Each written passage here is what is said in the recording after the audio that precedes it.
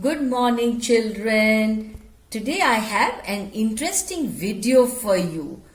Which video? The princess. It's about the princess. Which lesson? Princess September part 1. So, please watch the video. Enjoy. This is for what? For better understanding of the lesson. So, please watch. The king and queen of Siam had many daughters, and the queen said that it confused her to have to remember so many names. One day the king decided to call them January, February, March, though of course in Siamese, till he came to the youngest, whom he called September. The king of Siam had a peculiar habit. Instead of receiving gifts on his birthday, he gave them. One year on his birthday, not having anything else handy, he gave each of his daughters a green parrot in a golden cage. The princesses were very proud of their parrots, and they spent an hour every day in teaching them to talk. Presently, all the parrots could say, "God save the king," and some of them could say, "Pretty Polly," in no less than 7 Oriental languages. But one day, when Princess September went to say good morning to her parrot, she found it lying dead at the bottom of its golden cage. She burst into a flood of tears, and nothing that her maids of honor could say comforted her. She cried so much that the maids of honor, not knowing what to do, told the queen, and the queen said it was stuff and nonsense, and the child had better go to bed without any supper. The maids of honor wanted to go to a party, so they put Princess September to bed as quickly as they could and left her by herself. And while she lay in her bed, crying still, even though she felt rather hungry, she saw a little bird hop into her room. She wiped her tears and sat up. Then the little bird began to sing, and he sang a beautiful song all about the lake in the king's garden, and the willow trees that looked at themselves in the still water, and the goldfish that glided in and out of the branches that were reflected in it. When he had finished, the princess was not crying any more, and she quite forgot that she had had no supper. "That was a very nice song," she said. The little bird gave her a bow. "Would you care to have me in place of your parrot?" said the little bird. "It's true that I'm not so pretty to look at, but on the other hand, I have a much better voice." Princess September clapped her hands with delight, and then the little bird hopped on to the end of her bed and sang her to sleep. When she awoke next day, the little bird was still there, and as she opened her eyes, he said, "Good morning." The maids of honor brought in her breakfast, and he ate rice out of her hand, and he had his bath in her saucer. He began to sing again so beautifully that the maids of honor were quite surprised, for they had never heard anything like it, and Princess September was very proud and happy.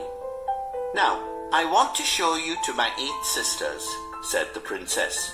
She stretched out the first finger of her right hand so that it served as a perch, and the little bird flew down and sat on it. Then, followed by her maids of honor, she went through the palace and called on each of the princesses, and for each of them the little bird sang a different song. But the parrots could only say, "God save the queen, God save the king," and "Pretty Polly."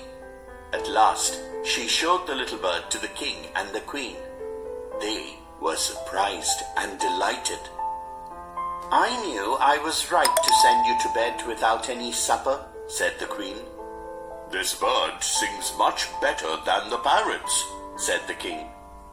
"I should have thought you got quite tired of hearing people say, 'God save the king,'" said the queen. "I can't think why those girls wanted to teach their parrots to say it too."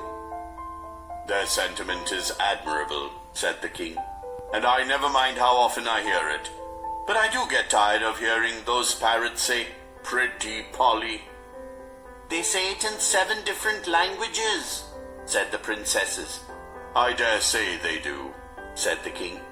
"But it reminds me too much of my counselors.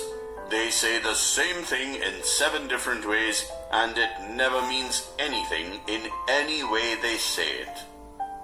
The princesses were vexed at this, and the parrots looked very glum indeed. But Princess September ran through all the rooms of the palace, singing like a lark, while the little bird flew round and round her, singing like a nightingale. Things went on like this for several days, and then the 8 princesses put their heads together. They went to September and sat down in a circle round her. "My poor September," they said, "we are sorry for the death of your beautiful parrot. It must be dreadful for you not to have a pet bird as we have. So we have all put our pocket money together and we are going to buy you a lovely green and yellow parrot." "Thank you for nothing," said September. "I have a pet bird which sings the most charming songs to me, and I don't know what on earth I should do with a green and yellow parrot." "Well, my dear," they said, "it's absurd to talk of your bird when the little fellow flies in and out just as he likes." They looked round the room and raised their eyebrows. "Do you mind our asking where your bird is now?" they said. "He has gone to pay a visit to his father-in-law," said Princess September. "And what makes you think he'll come back?" asked the princesses. "He always does come back," said September. "Well, my dear," said the 8 princesses, "if you'll take our advice, you won't run any risks like that. If he comes back, and mind you, if he does you'll be lucky, pop him into the cage and keep him there. That's the only way you can be sure of him." "But I like to have him fly about the room," said the young Princess September. "Safety first," said her sisters ominously. They got up and walked out of the room, shaking their heads, and they left September very uneasy. It seemed to Princess September that her little bird had been away a long time.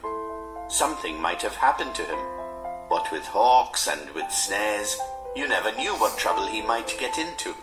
Besides, he might forget her, or he might take a fancy to somebody else. That would be dreadful. She wished he was safely back again. Suddenly, September heard a tweet-tweet just behind her ear, and she saw the little bird sitting on her shoulder. He had come in so quietly and alighted so softly that she had not heard him. "I wondered what on earth had become of you," said the princess. "I thought you'd wonder that," said the little bird. "The fact is, I very nearly didn't come back tonight at all. My father-in-law was giving a party, and they all wanted me to stay. But I thought you'd be anxious." Under the circumstances, this was a very unfortunate remark for the little bird to make.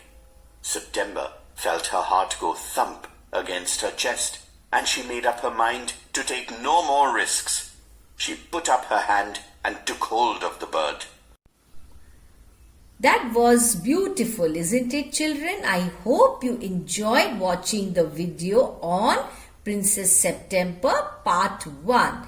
That's all for this session. But before I finally say goodbye to you, once you read the story, you'll find it very interesting from the text. Okay? Thank you.